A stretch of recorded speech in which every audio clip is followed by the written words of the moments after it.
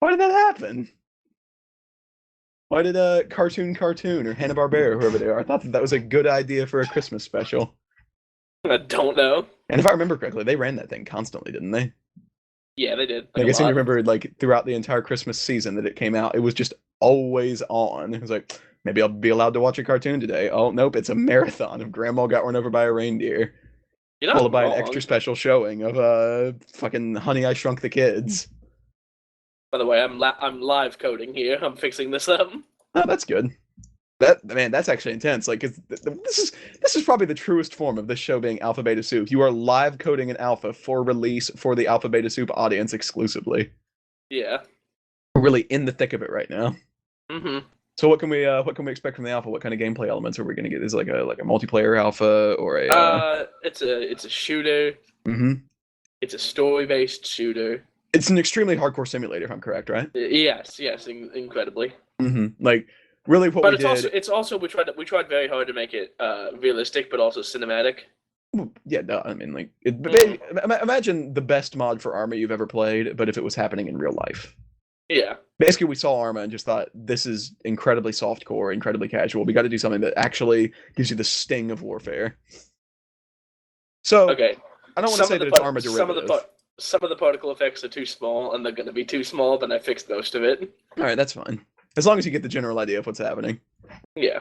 I guess this is somewhat of an episodic release, right? Because this is pretty much the alpha covers the first chapter of the campaign, correct? Yes. All right. I have, as a voice actor, I have seen a bit of it behind the scenes, which I already revealed, but whatever. And I think it was really looking good. I think our audience is really going to be thrilled when they get their hands on this. Like, I think Mm-hmm. it does a few things for the gaming world that like AAA developers have been. The word's probably scared to attempt.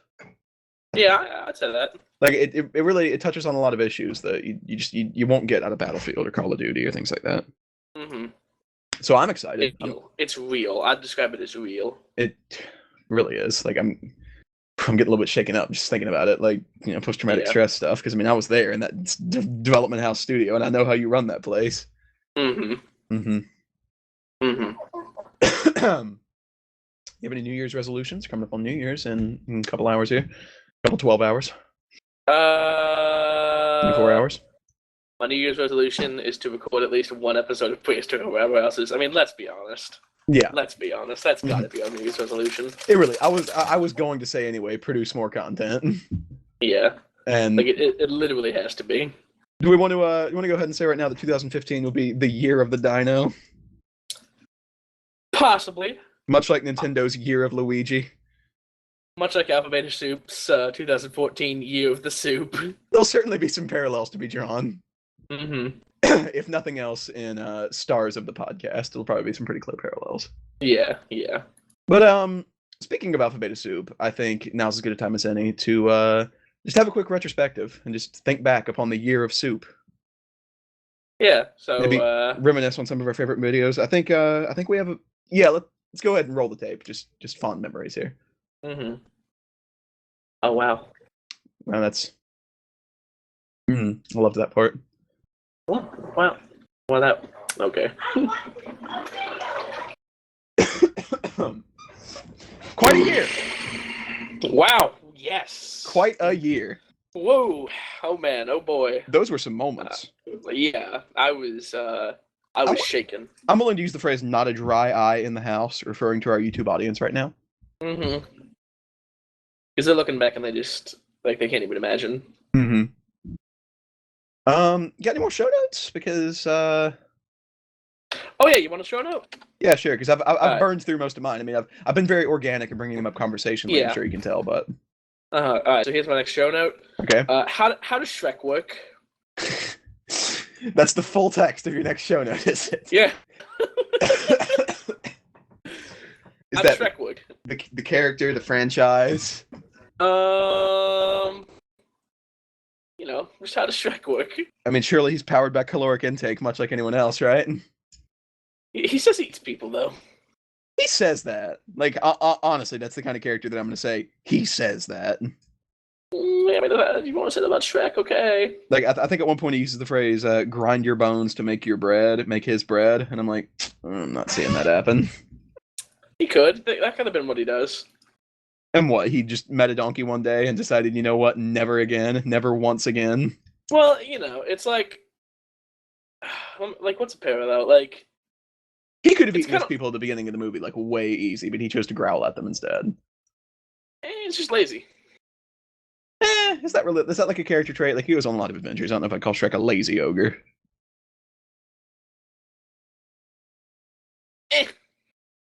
I mean, I guess he's sort of reluctant, but I think that's just more of like a, with the dealing with these fairy tales rather than being like, oh, I'm just so out of it, I don't want to. Like, Shrek doesn't backpedal around his swamp, smoking a blunt, and like, living off the government dime. Like, that's not the character of Shrek. No. He could if he wanted to. I can imagine Shrek like in his earlier day. All right, like when he was a wild youth. Okay. It's kind of like if a human being said like, "I'll bite your ear off, mate." It's like people have done it. Some people do it. Some people do it a lot, and some people do it like aggressively. Mike Tyson could say that. Yeah, you doesn't mean he's like gonna do it. Yeah, exactly. And like, it's not like if you said like, "Oh, what? Mike Tyson met his wife, and now he'll never bite another ear off again." Yeah, as far as we know, he only bit one man's ear off though. So I guess there's every possibility that Shrek only ground up someone's bones to make bread one time, but he still brings it up as an intimidation technique. Yeah, because it was probably awful. Let's be honest. Yeah, I mean, I'm not sure that would work. I don't think that works. No. I mean, surely you at least have to like cut it with flour, like pretty much just use entirely flour and just let it have some like ashy bone meal on top of it. Maybe. I don't know. They're thinking about it though. Bone meal is a term, right? And like cornmeal makes cornbread. There has to be a reason people say bone meal. I mean, bone meal's a Minecraft item, so it's got to have some truth to it. Notch doesn't lie. Mm-hmm. Well, that was some good content squeezed out of that. 3-word show note. How Shrek work? Yeah. Okay. So my next show note is would zombie Shrek eat people or just other ogres? Oh boy! And then yet again. Oh, all right. Yet again, he claims he already eats other people. So. I guess it really depends on the zombie universe because in some zombie universes, human zombies eat animals, right? Yeah. I've seen it happen. Do they do that? Well, I don't know. Do they do it in Walking Dead, or were they just tearing up that horse because they were mad?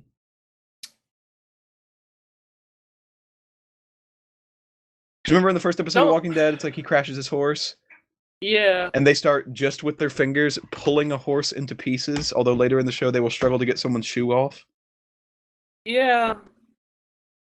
I don't know. I mean, that's episode 1, so maybe they didn't have their universe fleshed out. Like, and I realize there's a comic, but like, let's be honest. Like, what does that mean anything for the show fleshing out its universe at this point? Like, I'm trying to think of like if there was like a dog or anything in that shit. Like, I think that might have been the only animal in the show.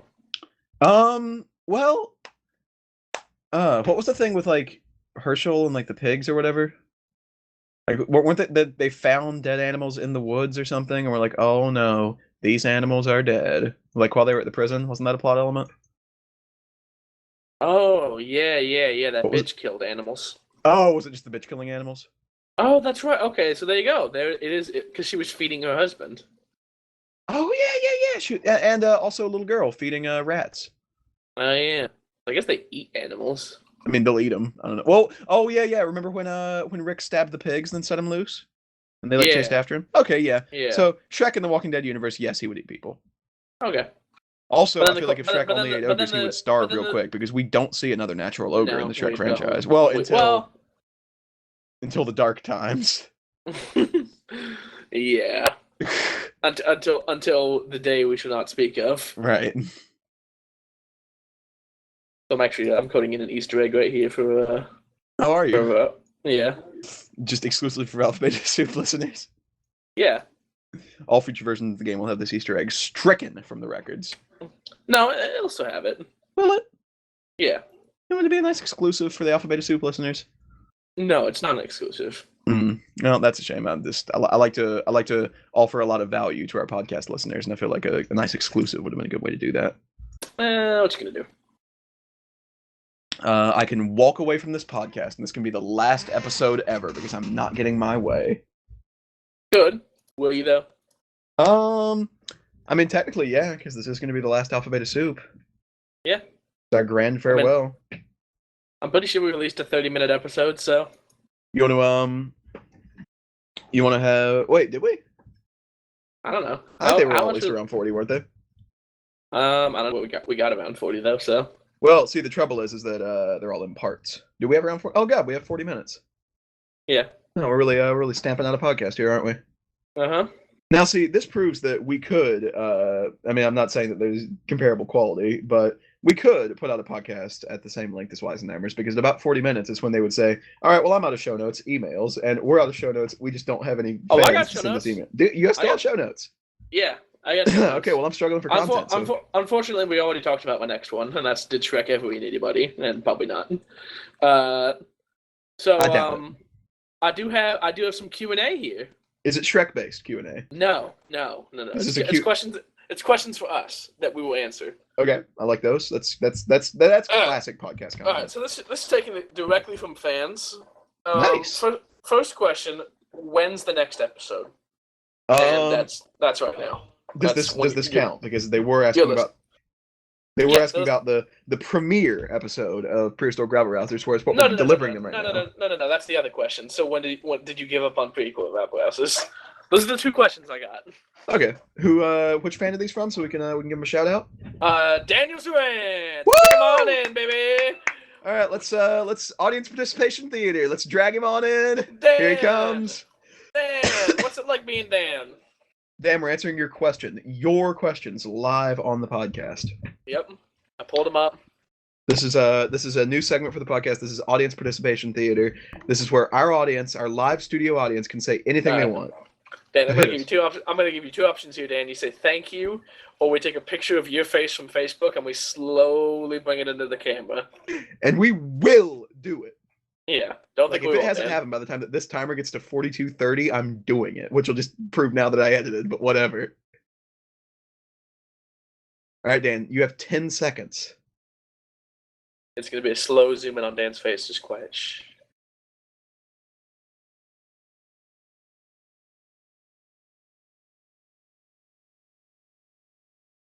And here it comes. Doesn't count. That doesn't. It's not going to be in the channel. That's not. We're not going to hear that in the podcast. He texted us. He texted us. We don't appreciate texts. Yeah. Dan, this is the final episode of Alpha Beta Soup. This is your one last chance to redeem yourself. You've been in Alpha Beta Soup already, Dan. You have actually. All right. Well, that was a Daniel Zarax mic ruffle.